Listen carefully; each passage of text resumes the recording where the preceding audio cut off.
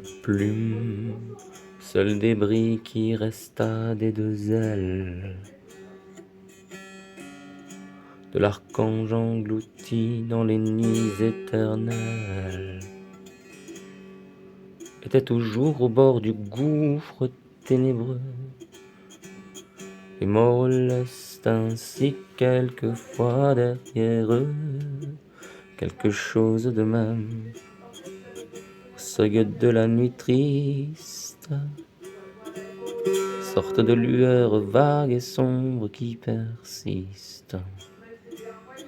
Cette plume avait-elle une âme? Qui le sait? Elle avait un aspect étrange, elle gisait et rayonnait, c'était de la clarté tombée. Les anges la venaient voir à la dérobée.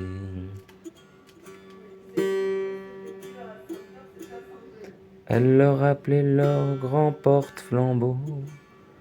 Ils l'admiraient pensant à cet être si beau, plus hideux maintenant que l'hydre et le crotale. Ils songeaient à Satan, dont la blancheur fatale, d'abord ravissement, puis terreur du ciel bleu, fut monstrueuse au point de s'égaler à Dieu. Cette plume faisait revivre l'envergure de l'ange colossal et hautaine figure. Il couvrait d'éclairs splendides le rocher. Parfois les séraphins effarés d'approcher de ces bas-fonds où l'âme en dragon se transforme, reculait, aveuglé par sa lumière énorme. Une flamme semblait flotter dans son duvet. On sentait à la voir frissonner qu'elle avait fait partie autrefois d'une aile révoltée. Le jour, la nuit, la foi tendre, l'audace athée, la curiosité des gouffres, les essors, démesurés bravant les hasards et les sorts, l'onde et l'air, la sagesse auguste, la démence, palpitant vaguement dans cette plume immense, mais dans son ineffable et sourd frémissement, au souffle de l'abîme, au vent du firmament, on sentait plus d'amour encore que de tempête. Et sans cesse tandis que sur l'éternelle fête, celui qui songe à tous pensait dans sa bonté, la plume du plus grand des anges rejetée, hors de la conscience, hors de l'harmonie, frissonnait près du puits de la chute infinie. Entre l'abîme plein de noirceur et les cieux, tout à coup un rayon d'œil prodigieux qui fit le monde avec du jour tomba sur elle.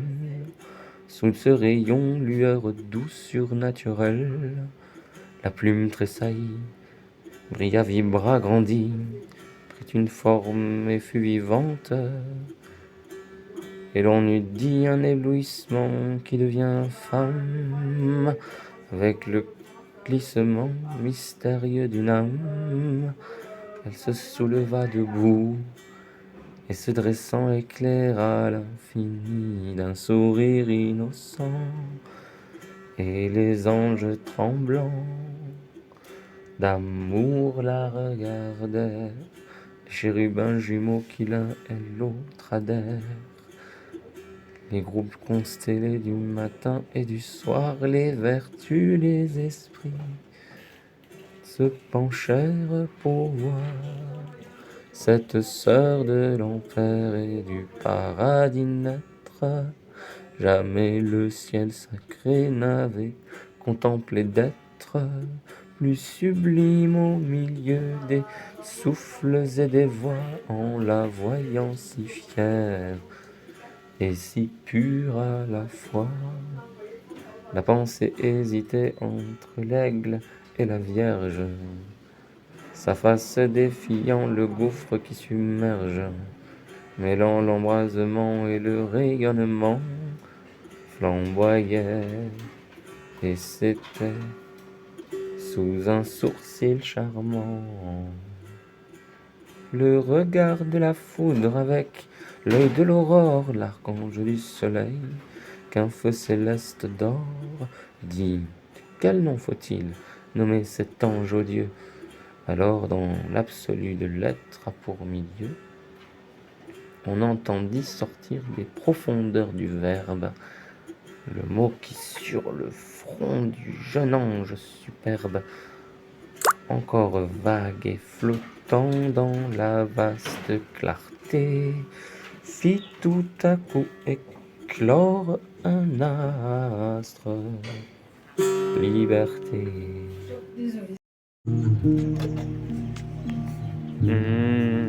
Ah, ah, ah. Ah, ah,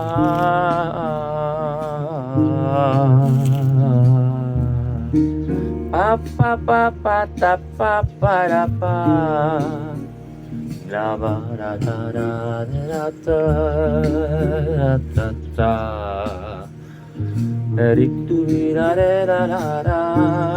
da da da da. La plume, seul débris qui resta des deux ailes, la plume, seul débris qui resta des deux ailes.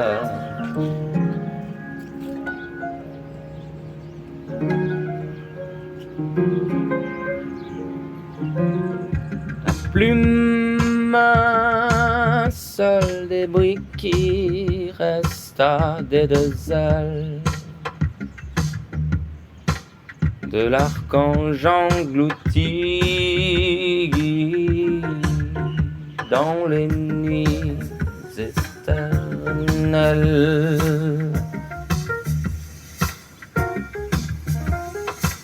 de l'archange englouti dans les nuits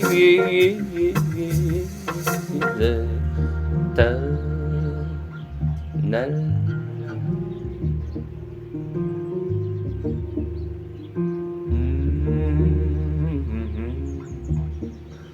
Ah ah ah ah ah ah ah.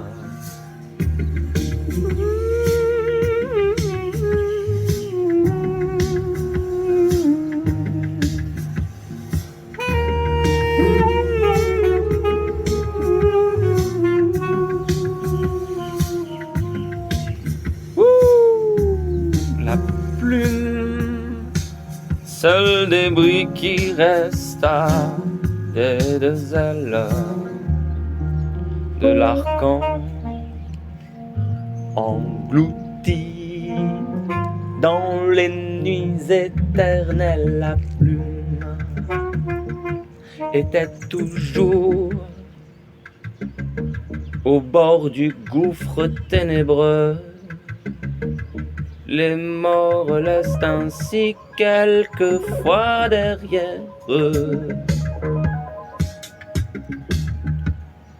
quelque chose de même au seuil de la nuit triste, sorte de lueur vague et sombre qui persiste.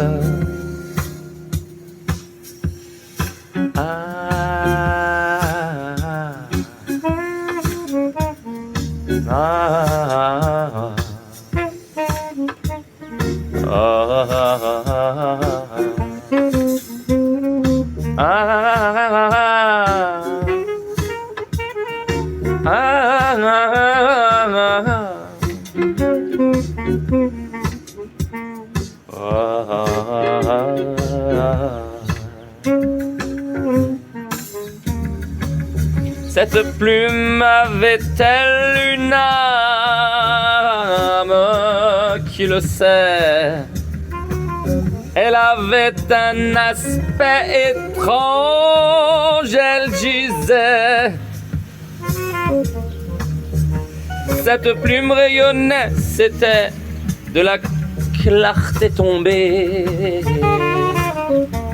Les anges la venaient voir à la dérobée.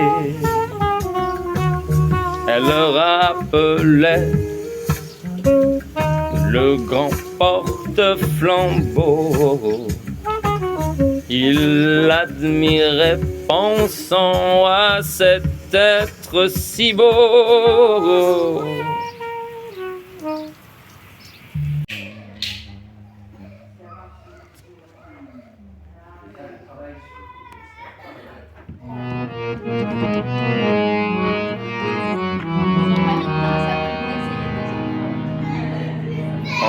آمده ام کتاب خود گوش کشان کشانمت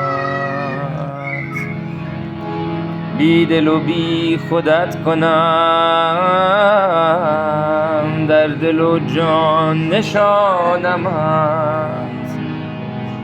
آمده ام بهار خوش پیش تو ای درخت گل تا که کنار گیرمت خوش خوش و می فشانمت آمده ام که تا تو را جلوه دهم در این سرا همچو دعای عاشقان فوق فلک رسانمت آمده ام که بوسه ای از صنمی رو بودی باز بده به خوشدلی خواجه که وستانمت کل چه بود که کل تویی ناطق عمر قل تویی گردگری نداندت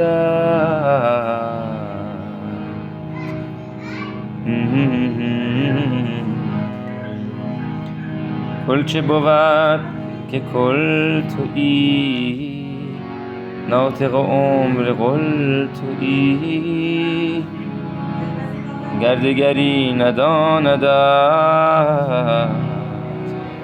چون تو منی بدانمت جان و روان من تویی فاتح خان من تویی فاتح شد تو یک سری تا که به دل بخوانمت صید منی شکار من دلچه زدام رسته ای جانب دام باز رو ور نروی برانمت شیر بگفت مرمرا نادر آهوی برو در پی من چه میدوی تیز که درانمت زخم پذیر و پیش رو چون سپر شجاعتی Mets des bras vers le ciel, beaucoup de bras vers le ciel. کوش به غیر زحمده تا چه کمان خمانم Allez, mets les bras vers le ciel. زخپذیر و پیش رو چون سپر شجاعتی گوش به غیر زحمده تا چو کمان خمانم از حد خاک تا بشر چند هزار منزل است شهر به شهر بردمد بر سر ره نمانم هیچ مگو و کف مکن سر مگشای دیگ را نیک به خوش صبر کن زان که همی پزانم نیک تو شیرزاده ای در تن آهو نهای من ز حجاب آهوی ره بگذرانم گوی منی و می روی در چوگان حکم من در پی تو همی دوم گرچه که می دوانمت لا اله الا الله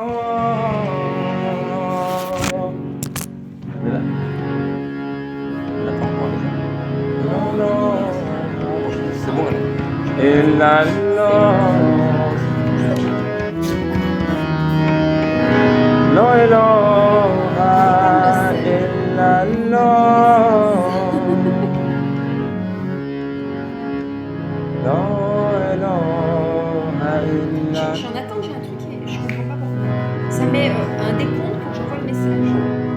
لا اله الا Je vois pas par la technologie الله parce que je connais pas grand chose. C'est peut-être programmé le vol. لا اله الا C'est pas fait, c'est الله لا